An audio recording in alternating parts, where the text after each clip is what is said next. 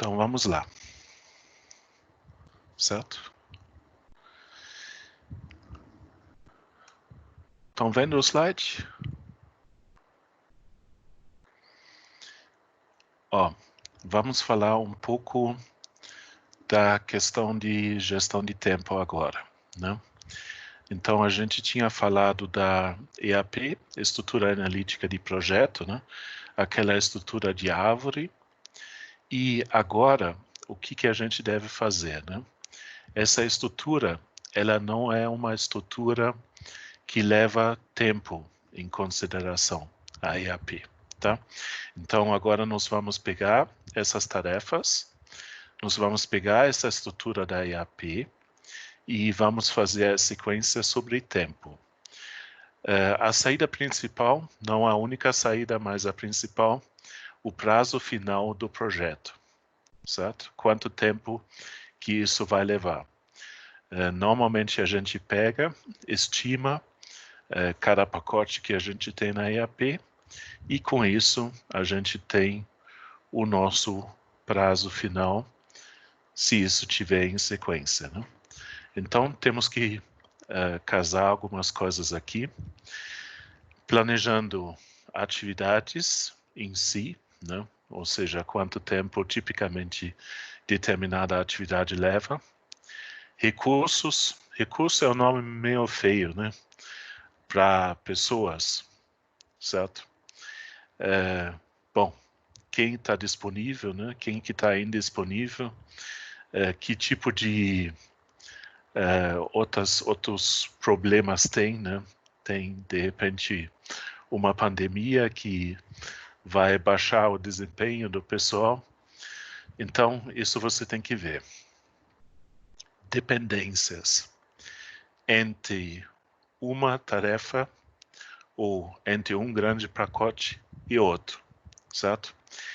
O que quer dizer isso? Eu preciso terminar determinada coisa antes de começar com outra. A outra eu não consigo começar se não tiver terminado a anterior, tá? Então, essas dependências nós precisamos montar no cronograma inteiro, tá? Por que nós estamos fazendo isso? Primeiro porque a lógica em si é muito importante, né?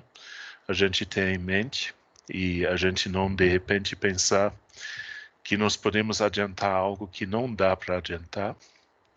Mas a outra coisa também é mais funcional. Se você tiver dependências modeladas no teu cronograma e tiver que mover alguma coisa, o resto, pela ferramenta, se move de forma praticamente automática, certo? Você só ajusta uma coisa, o resto se ajusta por si só, dependendo da ferramenta, certo? E aí, o que você deve fazer dentro do cronograma, você deve ter várias visualizações, né? Quem é diretor de uma empresa não tem a mesma necessidade de detalhes que uma equipe técnica, por exemplo. Já vamos falar mais disso. E você deve colocar milestones, grandes feitos, marcos em português, né, do teu projeto, certo? Grandes blocos terminados são milestones. Legal? E aí, você pode utilizar uma ferramenta específica ou pode utilizar Excel, certo? O que vocês utilizam normalmente para cronograma, quem já tiver feito?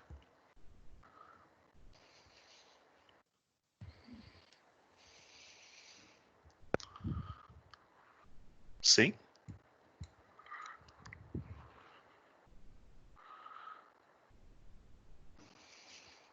Ok, legal. Smartsheet. Uhum. Legal.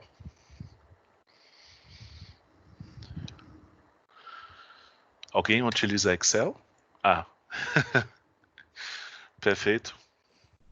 Excel, Asana também. É, Excel tem umas vantagens e muitas desvantagens, né? Uma vantagem é que todo mundo tem isso no pacote, é fácil de usar, né? Normalmente você tem como modelar as coisas de uma forma bonita, mas não é muito funcional. Você tem que mexer um monte, né? Para fazer ajustes, né? E se não tem essa formalização de cronograma, normalmente não tem flexibilidade, né? A não ser que você desenvolva uma super macro, um negócio em VBA ou enfim, esse tipo de coisa. MS Project, muito bom, né? Para utilizar. Relativamente complexa a ferramenta também, né? Então, com relação a isso, é mais fácil em Excel, mas ao mesmo tempo você perde boa parte da funcionalidade, tem muito trabalho. Enfim, certo? Eu como sendo alguém de TI, eu costumo querer eliminar Excel dos processos, onde eu puder, né?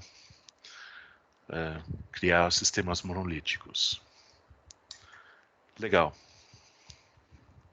Continuando. Então, existem várias visualizações principais. O Gantt, vocês devem ter visto já. A gente já vai ver ele de novo no próximo slide. O PERT, que tem foco em dependências, quem depende de quem, certo?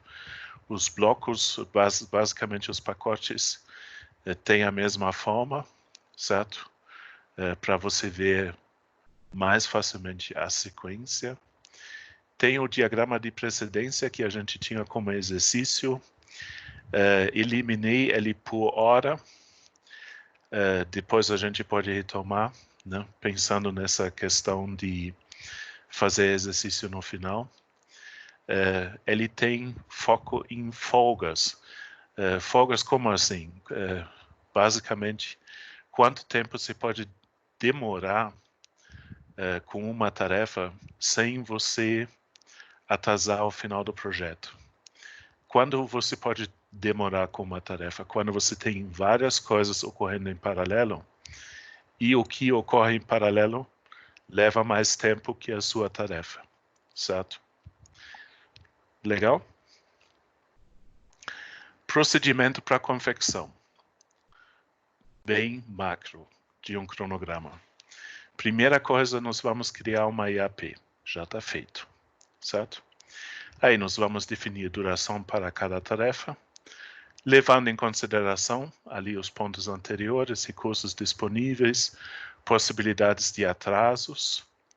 Colocamos em sequência, definimos o caminho crítico e milestones. Caminho crítico, muita ferramenta faz por si só, né? A gente não precisa definir manualmente. Mas vocês lembram qual que era o conceito do caminho crítico? Eu acho que a gente falou na primeira aula. Já faz bastante tempo. Desculpe.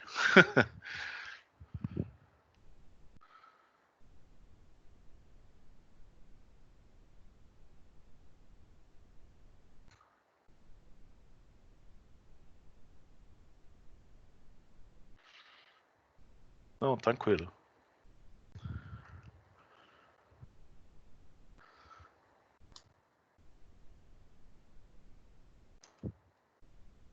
Também não? É o seguinte, eu estava vendo, eu acho que a gente tem um slide aqui, isso. Estão conseguindo enxergar essas caixinhas ali? Activity 1, 2, esse é do Project Management Jumpstart. Então, você começa com atividade 1, vai para 2, para 3, para 7. E no outro caminho, ou seja, coisas acontecendo em paralelo, você vai para a atividade 4, 5, 6 e vai para 7, certo? ali, duration, você tem o número de dias que cada um desses pacotes leva, né? Então, você tem um dia na atividade 1, atividade 2, 24, 3, 60, 7, 15, né? E na parte de baixo, 4, 88 e assim por diante, certo? Pois bem, primeira pergunta, né? Bom, qual leva mais tempo? Tá bem fácil, qual caminho?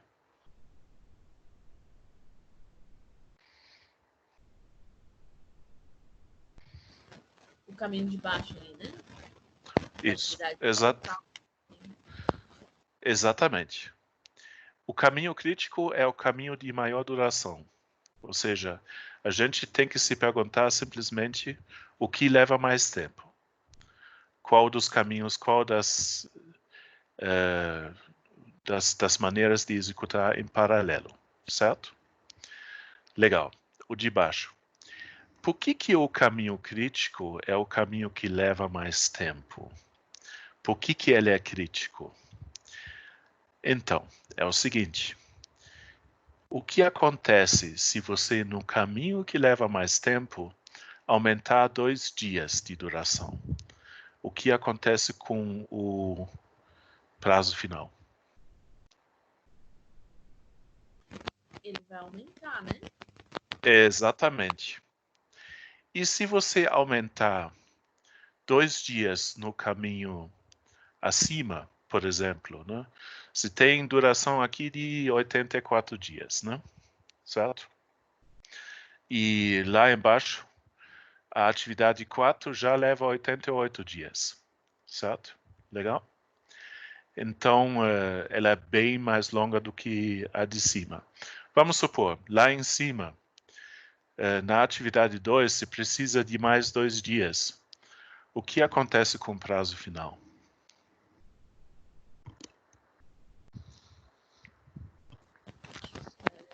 No caso, se eu considerar o prazo do caminho crítico, aumentando os dias da atividade 2, eu vou estar dentro do prazo ainda. Isso, exatamente. Perfeito. Ou seja, o que acontece se você, nessa situação, no caminho não crítico, aumentar o prazo? Nada com o prazo final. Certo? Então, em cima, vocês estão entendendo que em cima não é crítico, embaixo é crítico. Porque em cima, se você aumentar, não acontece nada. Embaixo, se você aumentar, aumenta o prazo final, certo? E a mesma coisa acontece com redução de dias. Vamos supor, atividade 6, estão vendo ela? Atividade 6, não precisa mais. É 10 dias. Automaticamente, 10 dias menos no final da empreitada, certo? Legal? Agora, se reduz 10 dias em cima, o que acontece com o prazo final?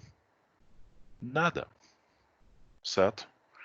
Legal que você reduziu, beleza, mas, né? Esse é o caminho crítico. Tudo bem?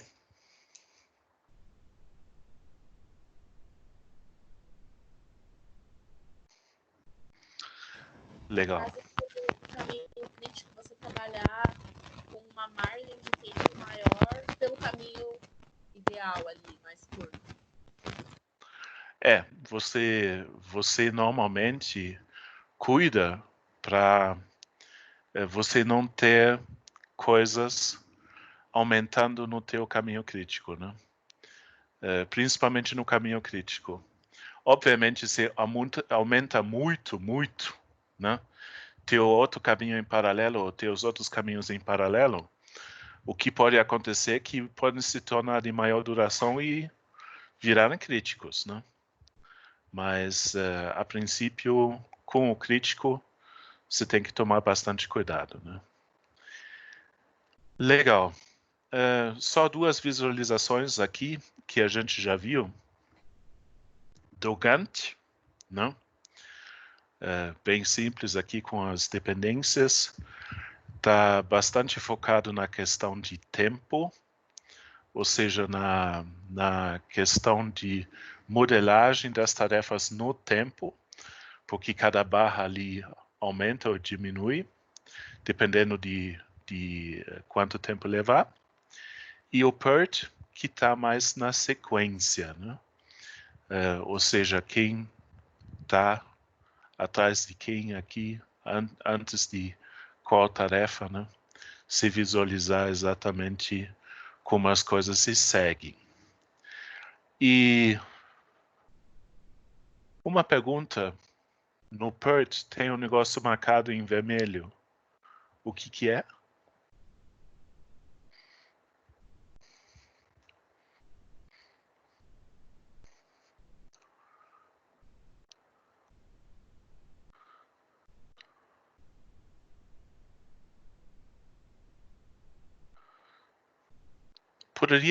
Poderia até ser, se pode modelar as coisas assim. Não, bem simples, o que a gente acabou de falar.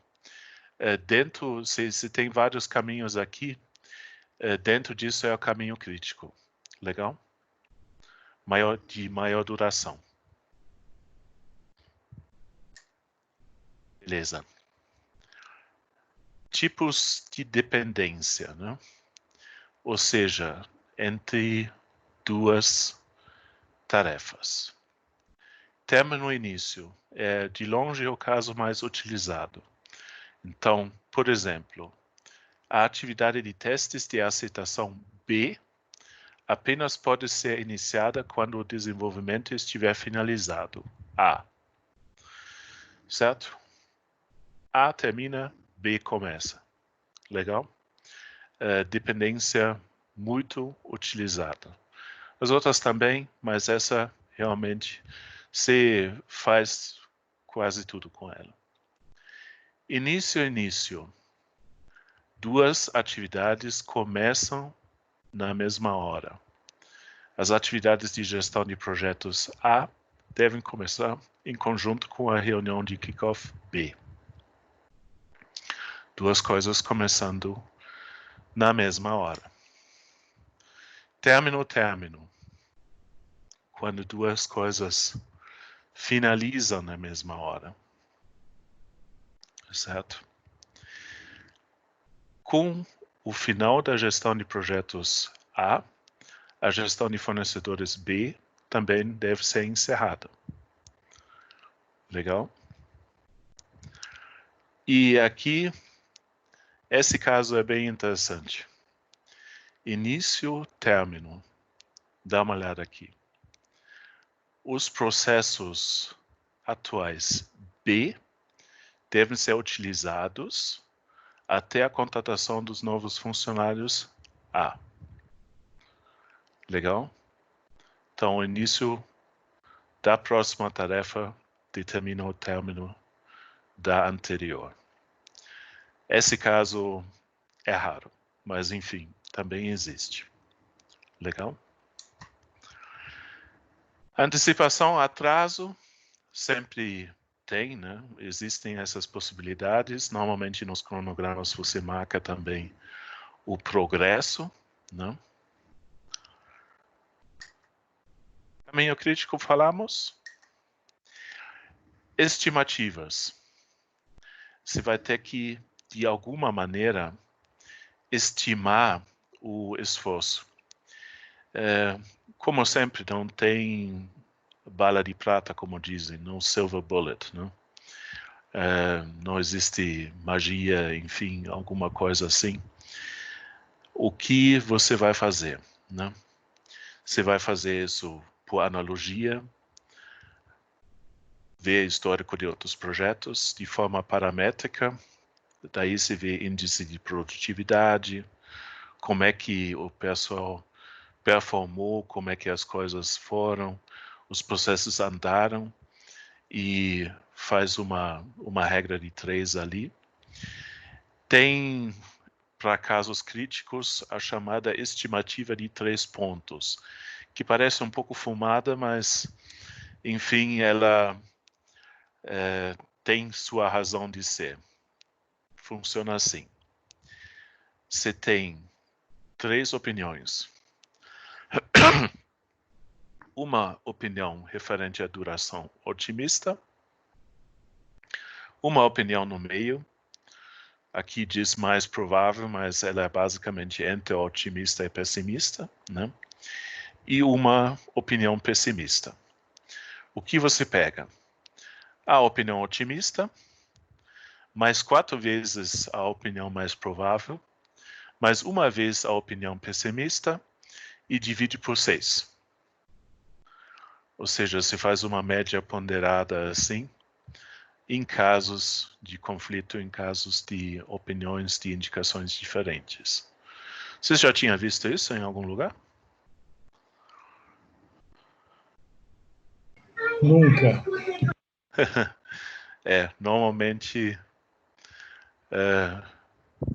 Normalmente é novo, de fato. Por que eu não falei no primeiro ponto? É o seguinte, estimativa única é basicamente você não levar nada de parâmetros, nada de analogia, outras opiniões em consideração. Ou seja, você só pensa, eu acho que, de acordo com minha bola de cristal, é isso, certo? Isso é muito perigoso. Obviamente, estimar tarefas é um trabalho difícil, né? Não é uma coisa simples e sempre se vai ter tolerâncias que você tem que levar em consideração, gordurinha, né? Mas se fazer simplesmente olhando só dentro da bola de cristal, enfim, né? Pi vezes polegar, isso com certeza não funciona, né? Então essa é a estimativa única. Tá bom? E aí... Pois é. E aí, você vai levar em consideração, num segundo passo, algumas hipóteses. What if, né? E se? E se acontecer isso? E se acontecer aquela coisa, né? Então, criar cenários alternativos e ver se você está levando isso em consideração no cronograma ou se você tem que ajustar. Então, existe outra maneira de executar a atividade? Talvez você tenha como reduzir, ou você vai precisar aumentar, dependendo do funcionário que está ali. Tem épocas de menor produtividade. Eu, sinceramente, acho que estamos vivendo uma época de menor produtividade, apesar do fato que parece que estamos trabalhando mais, certo? Então, levar isso em consideração. Problemas com alocação de recursos. Aquela coisa, né? Organização matricial. Ou seja, uma pessoa tem vários chefes. E aí, determinado chefe não quer liberar para outro chefe, né? Não quer liberar para você como gestora de projetos, né? Então, isso pode atrasar bastante. Greve. Determinadas indústrias, né, costumam fazer greve com uma certa frequência. Por exemplo, a indústria automobilística. Eu trabalhei um bom tempo na Volks e todo ano tinha greve. E aí, realmente, ninguém conseguia entrar na fábrica, né? Condições políticas mudam. De repente, o teu projeto, dependendo do jeito que ele é financiado, dependendo de quem for o cliente, isso pode impactar de maneira bastante, né? Ou condições climáticas mudam.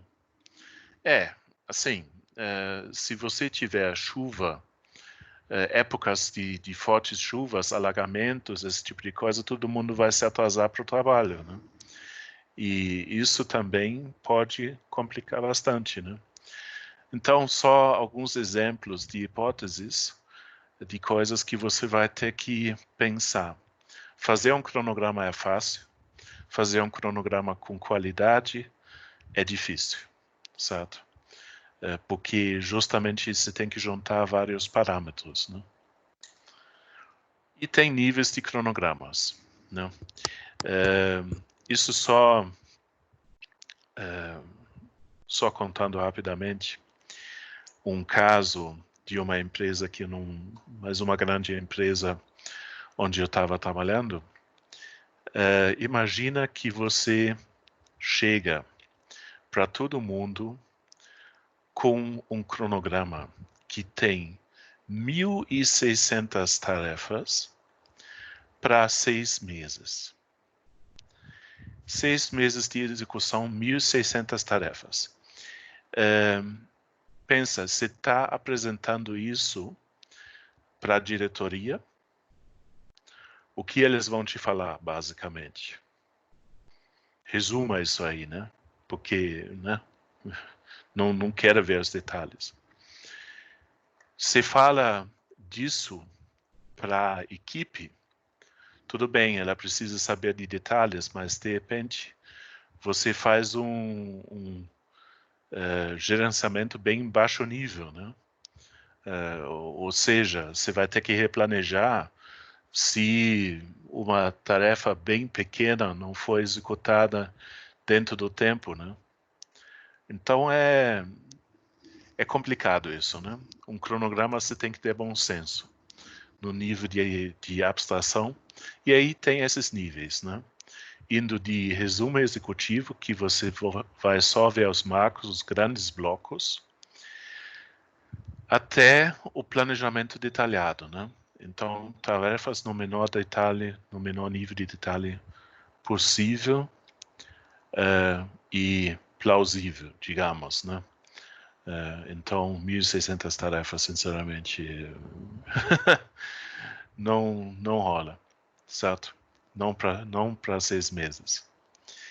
Legal? Então, só falando isso, você precisa apresentar cronogramas diferentes dependendo para quem você apresenta isso. Legal. Tudo bem até aqui? Estão vivos ainda? Vivas? Sobreviveram? Apesar da hora?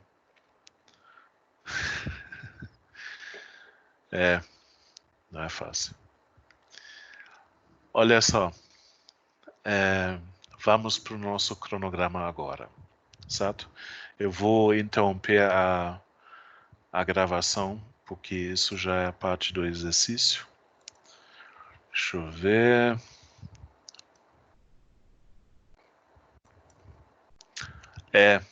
Pois é. Eu concordo. Eu também estou com saudade das aulas presenciais. Deixa eu só ver. Peraí.